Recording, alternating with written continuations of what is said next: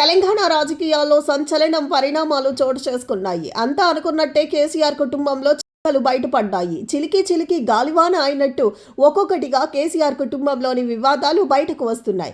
ఇంతకాలం హరీష్ రావు చుట్టూ తిరిగిన వివాదం తాజాగా కవితతో మళ్లీ మొదలయ్యింది.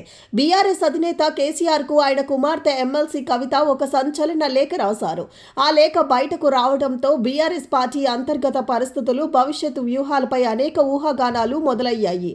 మే 2వ తేదీన 6 పేజీల్లో రాసినట్లు ఉన్న ఈ వైరల్ లేఖలో కవిత వరంగల్లో ఇటీవల జరిగిన బీఆర్ఎస్ బహిరంగ సభ నిర్వహణ తీరుపై తన తీవ్ర అసంతృప్తిని వ్యక్తం చేసింది.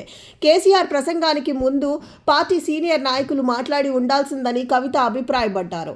ముఖ్యంగా 2001లో పార్టీ ఆవిర్భావం నుంచి అండగా నిలిచిన నాయకులు, ధూమ్ ధామ్ కార్యకర్తలు ప్రసంగించి ఉంటే అది శ్రేణుల్లో మరింత ఉత్సాహాన్ని నింపి ఉండేదని ఆమె అభిప్రాయపడ్డారు. ఈ సభ ద్వారా కార్యకర్తలను పూర్తిగా ఆకట్టుకోవడంలో పార్టీ విఫలమయ్యిందని ఆమె ఆందోళన వ్యక్తం చేశారు. రాజకీయ ప్రత్యర్థులైన బీజేపీపై మరింత బలంగా విమర్శలు గుప్పించాల్సిందని కవిత ఈ లేఖలో అభిప్రాయపడ్డారు. భవిష్యత్తులో కేసీఆర్ బీజేపీతో పొత్తు పెట్టుకుంటారని చాలా మంది ప్రచారం చేస్తున్నారని, ఇది పార్టీకి నష్టం కలిగిస్తుందని ఆమె ఆందోళన వ్యక్తం చేశారు. వ్యక్తిగతంగా తాను కూడా బీజేపీ వల్ల అనేక ఇబ్బందులను ఎదుర్కొన్నానని, అందుకే బీజేపీని మరింత తీవ్రంగా లక్ష్యంగా చేసుకోవాలని ఆమె తన తండ్రికి సూచించినట్లు లేఖలో ఉంది.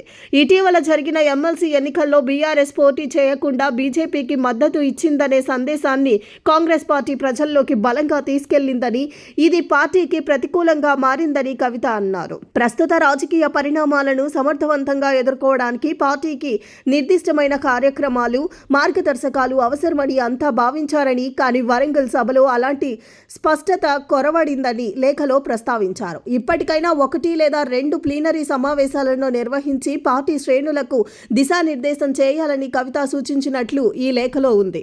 మొత్తానికి కవిత లేఖ ఇప్పుడు సంచలనంగా మారింది.